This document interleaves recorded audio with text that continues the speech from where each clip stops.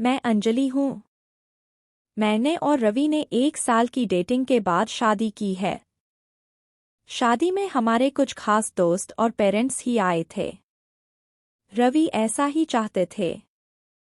वह चाहते थे कि शादी शॉर्ट और सिंपल हो। हम लोग बड़े शहर में काम करते हैं, जबकि रवि के माता पिता गांव में रहते हैं। रवि अक्सर गांव नहीं जाते। जब कभी मम्मी पापा को मिलना होता है तो वे हमें शहर में आकर ही मिल लेते हैं। हमने यहाँ एक छोटा सा घर भी लोन पर ले लिया है। शादी के चलते मैंने अभी नौकरी छोड़ रखी है। हमारा घर सड़क के साइड में है और खिड़कियों से सड़क दिखाई देती है। हमारे किचन की खिड़की से भी सड़क नजर आती है। रवि का ऑफिस का टाइम सुबह 9 बजे का है। सुबह मैं रवि के लिए खाना बनाती हूँ। मेरी नज़र खिड़की से बाहर गई और मैंने देखा कि सड़क के दूसरी तरफ एक युवती, उम्र लगभग 26 साल, हमारे घर की ओर देख रही थी। पहले दिन मैंने सोचा कि कोई बात नहीं, लेकिन जब वह लगातार 3 से 4 दिन तक आती रही, तो मैंने सोचा कि उससे जाकर बात करनी चाहिए। सुबह रवि सोए हुए थे और वह युवती फिर वही दूर खड़ी थी और हमारे घर की ओर देख रही थी। इस बार मैंने बाहर जाकर उससे पूछा, क्या परेशानी है? आप किसे ढूंढ रही हैं? वह घबराई हुई बोली, रवि यही रहता है। मैंने कहा, हाँ, आप कैसे जानती हैं? इतना सुनते ही वह घबराकर चली गई। मैंने पीछे से उसे आवाज दी, लेकिन उसने नहीं सुनी। मैं अपने घर में वापस गई। मेरे आने पर रवि उठ गए थे। उन्होंने पूछा, कहाँ गई थी? मैंने कहा कि एक लड़की है जो हमारे घर की ओर देखती रहती है। मैंने जब जाकर उससे पूछा तो उसने मेरा नाम भी जान लिया और किसी गोरी सुंदर लड़की के बारे में पूछा। रवि यह सुनकर भड़क गए। उन्होंने कहा, पागल हो क्या? कोई कुछ भी बोलेगा और तुम मान लोगी, लेकिन रवि के चेहरे का रंग जरूर उड़ा हुआ था। मेरे दिमाग में कई बातें चलने लगीं। रवि जब शाम को घर आए तो मैंने इस विषय में कोई बात नहीं की। अगले दिन सुबह उठी तो रवि पहले से उठ चुके थे। मैं किचन में गई तो देखा कि किचन की खिड़की लगी हुई थी और बड़ी मुश्किल से खुलती थी। मैंने कोशिश की, लेकिन ऊपर वाली कुंडी मुझसे नहीं खुली। आम तौर पर मैं नीचे की कुंडी से ही खिड़की लगाती थी, लेकिन आज ऊपर वाली कुंडी भी लगी थी। मैंने किसी तरह कुंडी खोली और खिड़की खोली तो मैं देखकर हैरान रह गई। रवि उस लड़की से बात कर रहे थे। वह उस पर चिल्ला रहे थे और गुस्सा हो रहे थे। लड़की रो रही थी और रवि ने उसे उंगली दिखाकर जाने को कहा।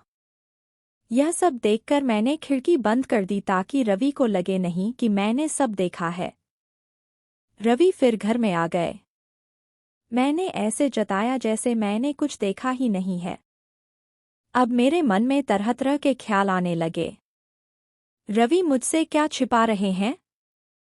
क्या मैंने रवि से शादी करके कोई गलती की है? आखिर वह लड़की कौन है और रवि उस पर इतना गुस्सा क्यों हो रहे थे? रवि के जाने के बाद मैंने रवि के सारे दोस्तों को, जिनसे मैं भी जानती थी, फोन किया। लेकिन किसी को भी उस लड़की के बारे में नहीं पता था। मेरी समझ में नहीं आ रहा था कि क्या हो रहा है। रवि से पूछना चाहती थी, लेकिन मुझे पता था कि वह झूठ ही बोलेगा। इसके बाद मैंने उस लड़की को घर के आसपास नहीं देखा। यह सब सोचते सोचते मेरी तबीयत बिगड़ने लगी। रवि मुझसे कहता था, क्या हुआ? अपना ख्याल रखो, डॉक्टर के पास जाओ, लेकिन अब मुझे उसकी बातें बिल्कुल अच्छी नहीं लग रही थीं। एक दिन जब मेरी हालत ज्यादा खराब हुई तो मैंने ऑटो लेकर पास के बड़े अस्पताल गई। डॉक्टर से अपनी दवाई लेने के बाद मैं अस्पताल के पार्क में बैठी थी। अस्पताल में मुझे वही लड़की फिर दिखाई दी। उसे देखती ही जैसे मेरी बीमारी पता नहीं कहाँ भाग गई। मैं उसके पास तेजी से गई और उसका हाथ पकड़ लिया। मैंने कहा, तूने मेरी जिंदगी में उथल पुथल मचा दी। बता, उस दिन रवि से क्या बात कर रही थी? तेरा मेरे पति से क्या रिश्ता है? उसने जो बताया उसे सुनकर मुझे लगा कि मेरा पति ऐसा है। उसने इतनी बड़ी बात मुझसे छिपाई। शाम को रवि जब घर आए तो मैंने उस लड़की को अपने घर में देखा। रवि भी उसके पास ही बैठा था। रवि ने उसकी तरफ देखकर कहा, अच्छा तो तुमने इसे सब बता दिया। मैंने मना किया था कि मेरी फैमिली से दूर रहने को। मैंने कहा, रवि शर्म करो। तुम इतने कठोर हो कि अपनी सगी बहन की मदद नहीं कर रहे हो। वह लड़की संध्या है, रवि की सगी बहन। उसने अपने पसंद के लड़के से शादी कर ली थी, इसलिए रवि और उसके परिवार ने उससे सारे रिश्ते तोड़ दिए थे। रवि ने कहा, मेरी कोई बहन नहीं है। मैंने कहा, इसका पति अस्पताल में है, उसे रुपयों की जरूरत है। बहन नहीं तो इंसानियत के नाते ही तुम्हें इसकी मदद करनी चाहिए थी। और अपनी पसंद की लड़की से शादी तो तुमने भी की है, फिर जो नियम इसके लिए हैं, तुम्हारे लिए क्यों नहीं है? मुझे पता होता तुम ऐसी सोच वाले हो तो मैं तुमसे कभी शादी नहीं करती। जिसको बहन आंसू नहीं पिघला सके, उस आदमी के सीने में दिल नहीं हो सकता। इतना कहकर मैंने अपने सारे गहने लिए और संध्या के साथ जाने लगी। हमें जाते देख रवि फूट फूट कर रोने लगे। संध्या भी उन्हें देख रोने लगी। रोते हुए रवि ने कहा, हमने इसे बहुत प्यार दिया। पापा और मम्मी ने इसे रानी बनाकर रखा, और यह ऐसे ही एक दिन बिना बताए घर से चली गई। हमारा प्यार तूने नहीं देखा। इसके लिए मैंने रात भर रोया कि कहाँ होगी, कैसी होगी मेरी बहन। तब इसे भाई और पापा की याद नहीं आई। अगर मुझे कहती तो मैं तुझे क्या करना है बताता। ऐसी ही चली गई थी, अब क्यों आई है?